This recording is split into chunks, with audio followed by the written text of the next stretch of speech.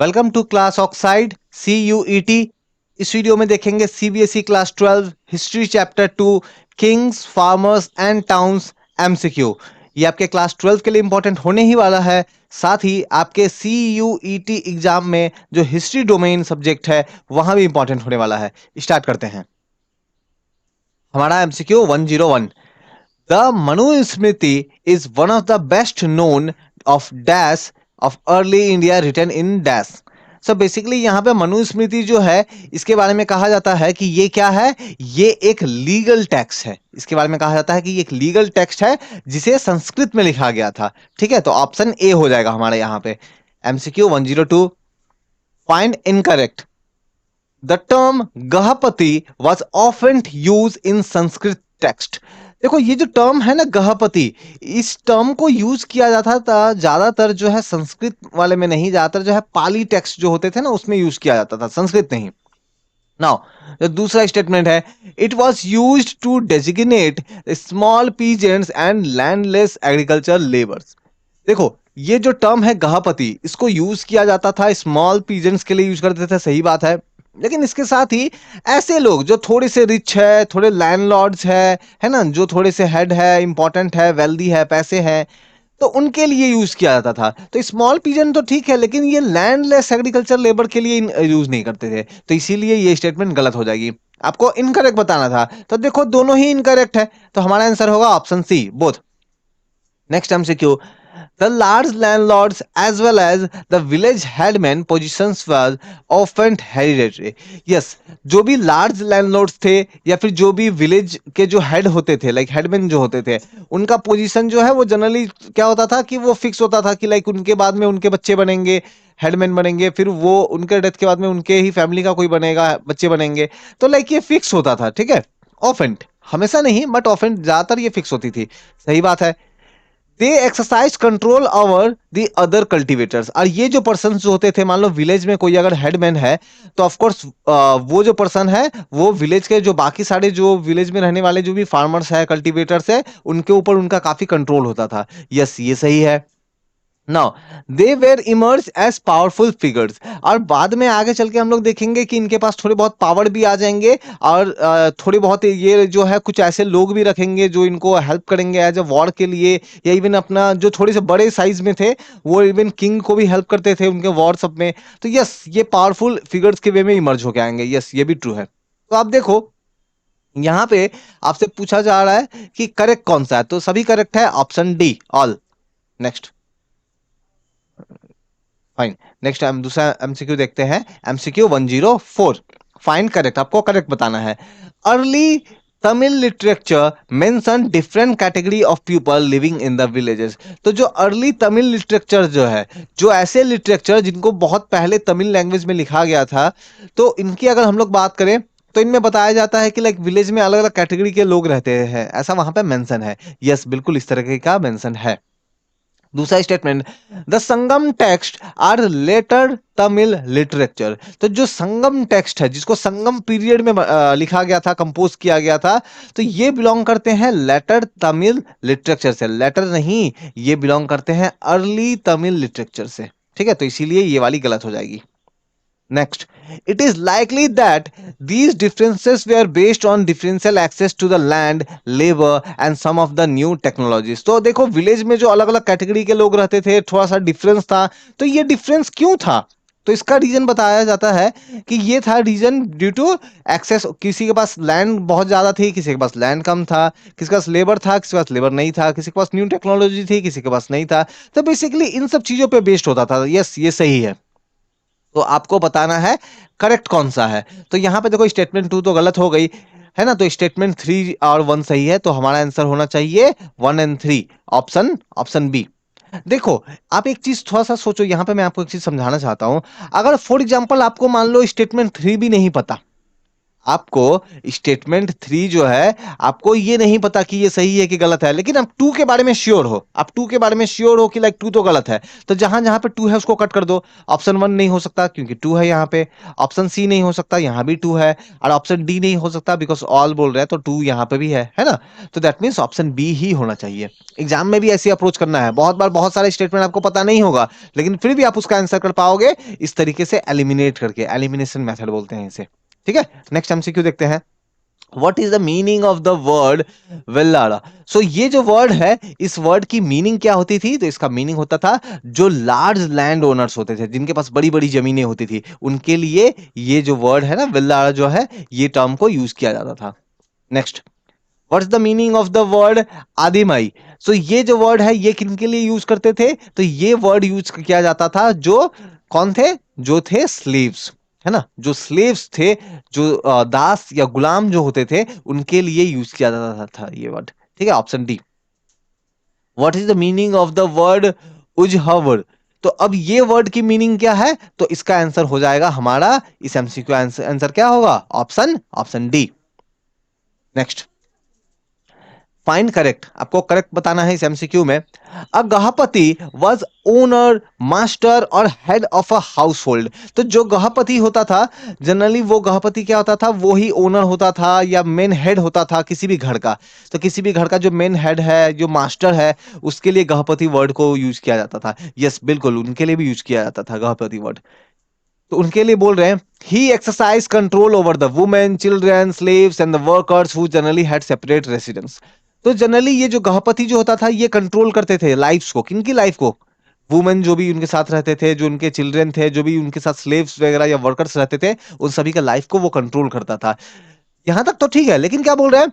Who generally had separate resistance? नहीं, separate नहीं, generally उनका रेजिस्टेंस जो होता था, जो रेजिस्टेंस जो होते थे, वो कॉमन होते थे, मतलब एक कॉमन जगह पे रहते थे, है ना, एक कॉमन जगह पे रहते थे, उनकी रेसिडेंस जो थी वो कॉमन थी। ठीक है, तो इसीलिए यहाँ सेपरेट लिखा हुआ है, तो ये गलत हो जाएगा।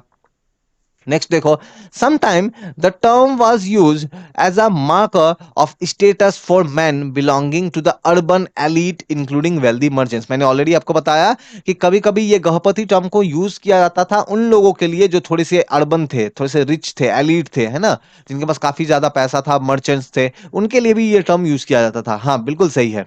तो आप देखो करेक्ट कौन सा हो जाएगा, करेक्ट फाइंड करना है हमें। तो 1 और 3, ऑप्शन ऑप्शन बी, 1 और 3। Next MCQ, Harshacharita is biography of Harshavardhana, है ना। तो हर्षचरित्र जो बुक जो है, ये एक्चुअली में क्या है? ये बायोग्राफी है किसकी? हर्षवर्धन जो किंग जो था उसका बायोग्राफी है। ये कहाँ के रूलर थे, कहाँ से बिलोंग करते थे? तो ये बिलोंग करते थे कन्नौज से, ऑप्शन ए से। ठीक है, next MCQ, the Harshacharita is biography of Harshavardhana was composed in Prakrit. तो ये जो हर्षचरित्र जो लिखा गया था, जिसमें हर्षवर्धन की बायोग्राफी थी, ये प्रकृत लैंग्वेज में लिखा गया था, प्रकृत में नहीं, ये लिखा गया था संस्कृत में लिखा गया था ये। ठीक है, तो ये गलत हो जाएगी। अब लिखने वाले कौन थे? तो थे लिखने वाले बाणभट्ट। बाणभट्ट क्या थे? इनके कोर्ट पोएट थे, इन्होंने लिखा था। ठीक है, तो ये वाली सही है। आपको तो इनकरेक्ट बताना है, तो इनकरेक्ट कौन सा हो जाएगा? ओनली 1।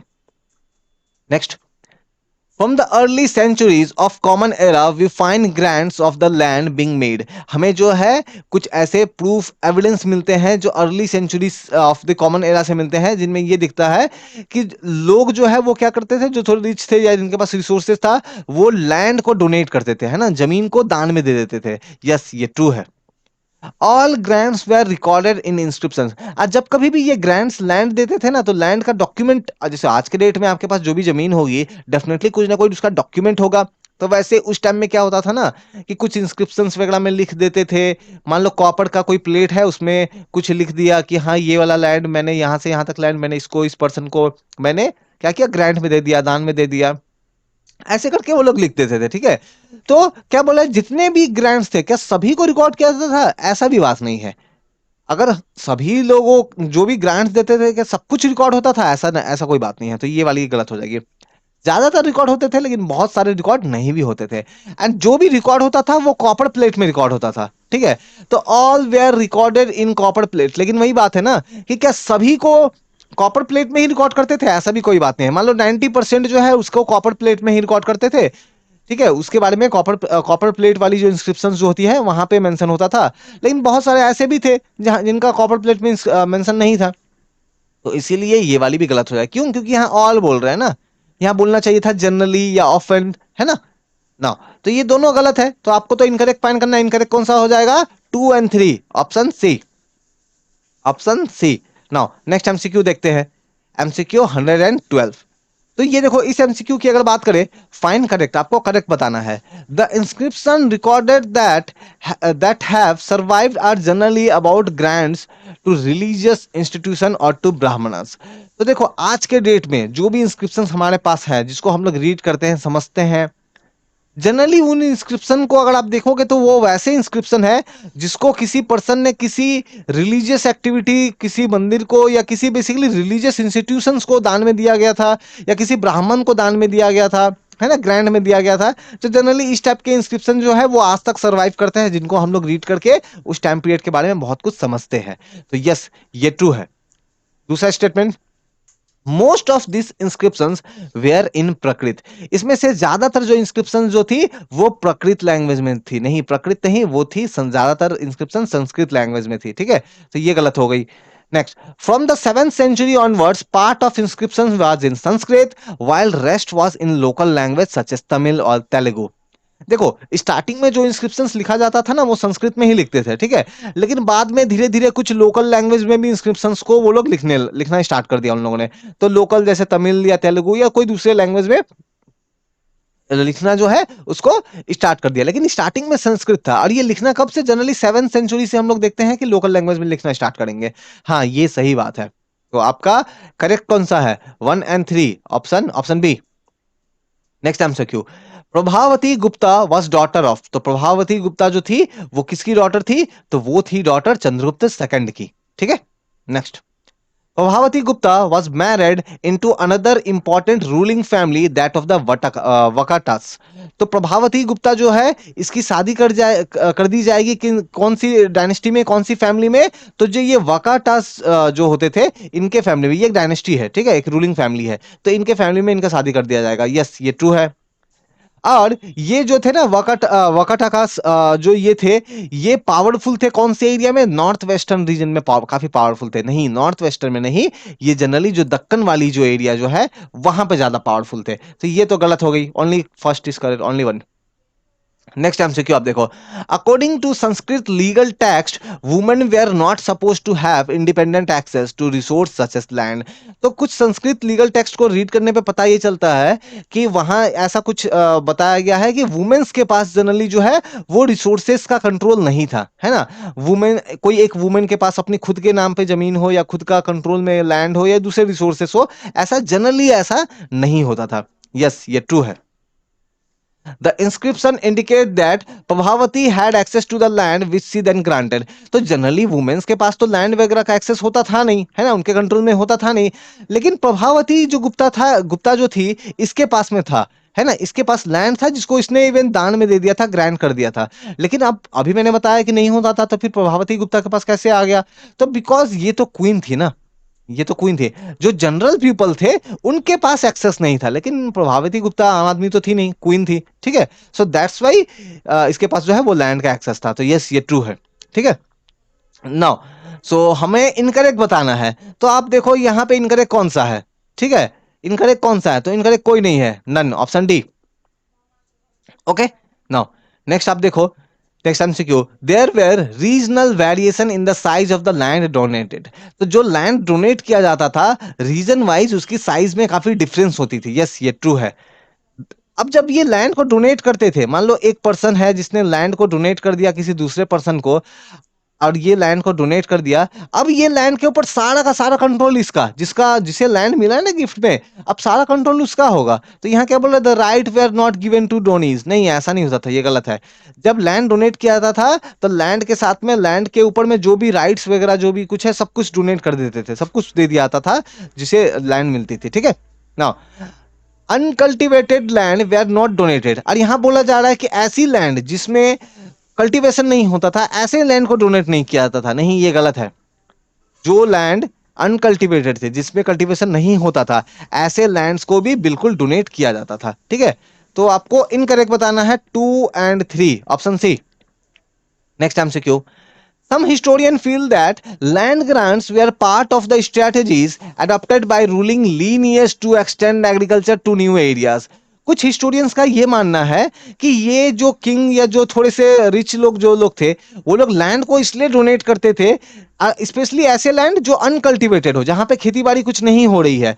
तो उससे फायदा क्या होगा, मान लो किसी पुअर पर्सन को ऐसा लैंड दे देंगे, जिनके पास ऐसा लैंड दे देंगे जिनमें मान लो एग्रीकल्चर नहीं हो रहा है, तो वो पुअर पर्सन क्या करेगा, उसमें एग्रीकल्चर करने का ट्राई करेगा, जिससे फायदा क्या होगा, एग्रीकल्चर और ज्यादा इंक्रीज होगा, नए नए एरियाज में एग्रीकल्चर जो है वो होंगे, है ना। तो इसीलिए डोनेट किया जाता था, कुछ हिस्टोरियंस का ये मानना है। हाँ बिल्कुल सही बात है।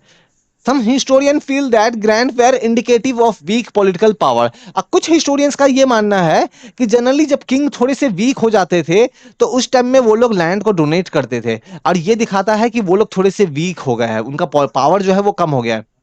ये भी सही है। क्यों? क्योंकि देखो मान लो कुछ स्टूडेंट्स का मानना ये ऐसा है, तो ये सही है। क्यों ऐसा? बिकॉज मान लो कि ये एक किंग है, ठीक है, अब ये धीरे धीरे वीक हो रहा है, अब इसके आसपास में काफी सारे दूसरे जो छोटे छोटे सामंत वगैरह जो है वो लोग पावरफुल होए जा रहे हैं। तो किंग क्या चाहता था, किंग क्या चाहेगा कि ये सामंत जो है इनसे हैप्पी रहे, अदरवाइज हो सकता है ना सारे सामंत मिलकर किंग के ऊपर अटैक कर दे। तो उनको खुश रखने के लिए किंग उनको गिफ्ट देता था, एज अ लैंड गिफ्ट में दे दिया, है ना, ताकि वो लोग सब कुछ उसके साइड में रहे। हाँ तो ये भी ट्रू है। तो इनकरेक्ट कौन सा है? कोई भी इनकरेक्ट नहीं है, ऑप्शन डी। ठीक है, ऑप्शन डी। नेक्स्ट एमसीक्यू देखो, एमसीक्यू 118 पे आ गए आपके। देखो CUET जो एग्जाम है वहां हिस्ट्री डोमेन के लिए बहुत इंपॉर्टेंट होने वाला है, और of course class 12 history chapter 2 के लिए का जो एमसीक्यू आप लोग से पूछा जाएगा वहां तो इंपॉर्टेंट होने ही वाला है। देखते हैं MCQ. Find correct, an agrahara was land granted to the Brahmana. Yes, ये स्टेटमेंट आप अपना बुक में जब रीड करोगे ना, तो आप देखोगे ये स्टेटमेंट दिया गया है। यस, ये ट्रू है। Who was usually exempted from paying land revenue but not other dues to the king. देखो जिनको लैंड मिलता था ना उनको लाइक लैंड रेवेन्यू पे नहीं करना पड़ता था, क्योंकि वो तो गिफ्ट में मिला है, ग्रैंड में मिला है। लेकिन जो दूसरे ड्यूज थे वो पे नहीं करने पड़ते थे, नहीं, दूसरे ड्यू से भी माफी मिल जाता था इनको। ठीक है, तो ये वाली गलत हो गई। थर्ड स्टेटमेंट देखो, he was often given the right to collect this dues from the local people. Even जो है ये जो लैंड जिनको मिलता था, मान लो लैंड इस पर्सन को मिल गया ना, तो इस पर्सन के ऊपर बहुत सारे लोग, मान लो बड़े सा लैंड इसको मिल गया, और इसके ऊपर बहुत सारे लोग एग्रीकल्चर करते हैं, तो ये एग्रीकल्चर करने वाले लोगों से क्या करेगा, ये टैक्स उठाएगा, है ना, तो उनसे टैक्स वगैरह उठाएगा, तो ये उठाता था। ठीक है, तो ये राइट्स भी इनको मिल जाता था। हाँ, तो ये भी आपका जो है ये हो गया। तो आपका करेक्ट कौन सा हो जाएगा? करेक्ट हो जाएगा option D, all. Next MCQ, the meaning of the word grama kutumbinas. तो ये जो वर्ड जो है, अब इसका मतलब क्या है, इसकी मीनिंग क्या है? तो इसका मीनिंग है हाउस होल्डर्स स्लैश या फिर peasants living in the town. जो भी टाउन में जो भी पीजेंट्स रहते थे या हाउस होल्डर्स रहते थे, ठीक है, उनके लिए। या फिर एक और दूसरा यहाँ पे है कि देखो हाउस होल्डर्स और peasant living in the village, है ना। तो देखो ये टाउन बोल रहा है, ये विलेज बोल रहा है। मैं एक काम करता हूं, देखो ऑप्शन बी आंसर नहीं होगा, ऑप्शन डी आंसर नहीं होगा, ऑप्शन ए एंड सी में से कोई एक होगा। और कौन सा होगा ये आप मुझे कमेंट करके बताओ। ठीक है, आप मुझे कमेंट करके बताओ। और कोई भी डाउट इंक्वायरी होता है तो डिस्क्रिप्शन में आप देखोगे टेलीग्राम, इंस्टाग्राम, फेसबुक का लिंक दिया गया है, आप वहां से जुड़ के भी मुझसे डायरेक्टली क्वेश्चन पूछ सकते हो। ठीक है, बढ़ते हैं, इसका कमेंट बताओ, नहीं अगर समझ में आता है तो मुझसे पूछना, मैं आपको रिप्लाई करके इसका आंसर बता दूंगा। ठीक है, नेक्स्ट देखो, land grants provided some insight into relationship between cultivators and the state. तो जो लैंड जो ग्रांट्स में दिया जाता था, जो दान करके दिया जाता था, ठीक है, तो ये दिखाता है रिलेशनशिप किनके बीच में, कल्टीवेटर एंड स्टेट के बीच में। हाँ ये ट्रू है। दूसरा statement, no people were beyond the reach of the officials और सामंतास। देखो सामंत एंड ऑफिस जो भी ऑफिसर्स वगैरह जो भी थे उस किंगडम के, उन वो सभी लोगों के ऊपर प्रॉपर नजर रखते थे, कोई भी उनके कंट्रोल से बाहर नहीं था, ऐसा बात नहीं है। जो लोग फॉरेस्ट में रहते थे, जो लोग हंटर गैदरर्स थे, जो लोग घूम घूम के रहते थे, उनके बारे में कुछ खास इंफॉर्मेशन इनको पता होता था नहीं। तो ये बोलना कि no people were beyond, excuse me, no people were beyond the reach of the official, ये बोलना गलत है, ये स्टेटमेंट गलत हो जाएगी। जनरली पैस्टोरलिस्ट फिशर फॉक्स, है ना, fisher folks hunter gatherers did not keep detailed account of their lives and transaction. हाँ, ये ट्रू है कि जनरली ये जो घूम के रहते थे, जंगल में रहते थे, हंटर गैदरर्स थे, ये अपना लाइफ के बारे में आज यहाँ रहे, कल कहीं और, कल कहीं और, तो प्रॉपर इनके बारे में इंफॉर्मेशन तो होता था नहीं। ठीक है, तो ये तो सही हो जाएगी। तो आपको करेक्ट बताना है, करेक्ट कौन सा है, 1 और 3, ऑप्शन बी। नेक्स्ट आप एमसीक्यू देखो, generally all major towns were located along the routes of communication. तो जनरली जो थोड़े से इंपॉर्टेंट जो टाउन्स जो थे, जो रास्ता था इंपॉर्टेंट कम्युनिकेशन, जो इंपॉर्टेंट रास्ते जो होते थे, जैसे आज हमारे कंट्री में आजकल के टाइम में इंपॉर्टेंट रास्ते कौन है, जो नेशनल हाईवेज वगैरह है ना, इंटरनेशनल हाईवे अगर कुछ पास हो रही हो तो। वैसे उस टाइम में भी जो भी बड़े बड़े शहर थे वो इंपॉर्टेंट ट्रेड रूट्स में जो है उनका सिचुएशन होता था। यस, ये ट्रू है। Mathura was the bustling centre of the commercial, cultural and political activity. Yes, Mathura को हम लोग देखेंगे, ये बहुत ही इंपॉर्टेंट सेंटर था, बहुत ही इंपॉर्टेंट कल्चरल पॉलिटिकल एक्टिविटी की कमर्शियल सेंटर था। यस, ये ट्रू है। तो करेक्ट बताना है, करेक्ट कौन सा हो जाएगा आपका, दोनों ही करेक्ट है, option C. Next, Pataliputra was river on riverine route. तो पाटलिपुत्र देखोगे ये रिवराइन रूट पे था, ये सही सही है, जो गंगा नदी है ना, गंगा नदी के किनारे पाटलिपुत्र है ना। पाटलिपुत्र जिसे आज के डेट में हम लोग पटना बोलते हैं, जो बिहार में है। ठीक है, तो ये जो है ये रिवराइन रूट नदी के किनारे था। यस, ये सही है। Ujjayini were near the coast, नहीं, उज्जैनी कोस्ट में नहीं था। And Puhar were along the land routes, नहीं, पुअर जो है, देखो यहां पे जो स्टेटमेंट है ना, उज्जैनी एक्चुअली लैंड रूट के नजदीक था। उज्जैनी जो है वो लैंड रूट के नजदीक था। अब पुहर जो है ये कोस्ट के नजदीक था। ये इंटरचेंज है यहाँ पे, है ना, तो इसलिए ये दोनों गलत हो गई। तो आपको इनकरेक्ट बताना है, कौन सा इनकरेक्ट है, 2 और 3, option C. Next MCQ, assertion reason का एमसीक्यू आ गया। It is difficult to conduct extensive excavation at most site of early kingdom in India. देखो जो अर्ली किंगडम जो भी थे, हम लोग बात कर रहे हैं कब से कब तक का, 6000 बीसी से लेकर के 600 बीसी से लेकर के 600 सी तक का। तो इस टाइम में जो भी किंगडम डायनेस्टी वगैरह जो भी था, तो वहां जिस एरिया में जो था, ठीक है, अब उनका बहुत डिटेल में एक्सकेवेशन करना उन सब एरिया का काफी डिफिकल्ट है।